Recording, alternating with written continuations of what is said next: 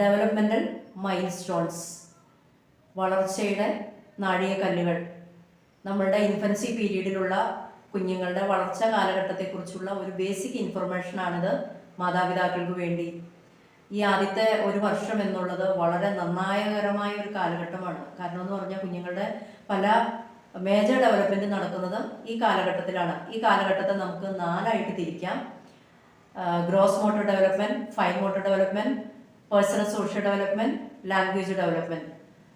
Gross motor development എന്ന് പറഞ്ഞു കഴിഞ്ഞാൽ മസലുകളുടെ വളർച്ച എന്ന് വെച്ച് കഴിഞ്ഞാൽ ഇപ്പോൾ 3 മാസമൊക്കെ ആകുമ്പോഴത്തേക്കും കുഞ്ഞുങ്ങളുടെ കഴുത്തുറച്ചു കഴിഞ്ഞാൽ തല നേരെ പിടിക്കും സപ്പോർട്ടില്ലാതെ. 3 മാസം തൊട്ട് 6 മാസം വരെയുള്ള ഒരു കാലയളവിൽ കുഞ്ഞ് കമിഴ്ന്നു വീഴുന്നു.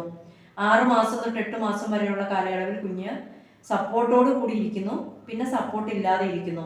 9 മാസം തൊട്ട് 11 മാസം വരെയുള്ള കാലയളവിൽ കുഞ്ഞ് സപ്പോർട്ടോട് കൂടി നിൽക്കുന്നു, പിന്നെ സപ്പോർട്ട് ഇല്ലാതെ നിൽക്കുന്നു. 1.5 വയസ്സാകുമ്പോഴത്തേക്കും കുഞ്ഞ് നടക്കുന്നു. അടുത്തതാണ് fine motor development. Fine motor development എന്ന് പറഞ്ഞു കഴിഞ്ഞാൽ ഐ ഹാൻഡ് കോർഡിനേഷൻ, കണ്ണിൻ്റെയും കൈയുടെയും ഏകോപനം. എന്തെങ്കിലും കൊടുത്താൽ കൈകൊണ്ട് വാങ്ങുന്നു. ആദ്യമൊക്കെ കുഞ്ഞുങ്ങൾ 2 കൈ കൊണ്ടാണ് മേടിക്കുള്ളൂ, പിന്നീടൊക്കെയാണ് ഒരു കൈ കൊണ്ട് മേടിക്കാൻ തുടങ്ങുക. അടുത്തതാണ് പേഴ്സണൽ സോഷ്യൽ ഡെവലപ്മെൻറ്റ്, മറ്റുള്ളവരുമായി ഇടപെടൽ. അതായത് സോഷ്യൽ സ്മൈല്, അമ്മയെ കണ്ടാൽ തിരിച്ചറിയുന്നു.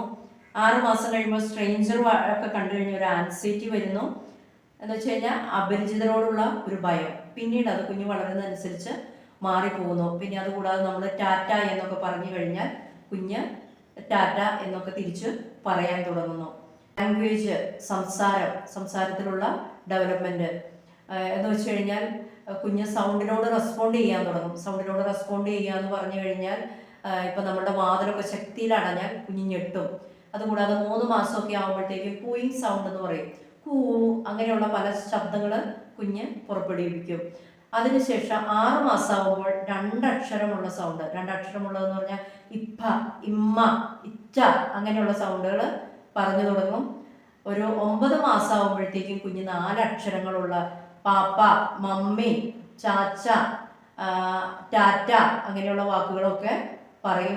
2 വയസ്സാകുമ്പോഴത്തേക്കും സിമ്പിൾ സെൻറ്റൻസ് സംസാരിച്ചു തുടങ്ങും.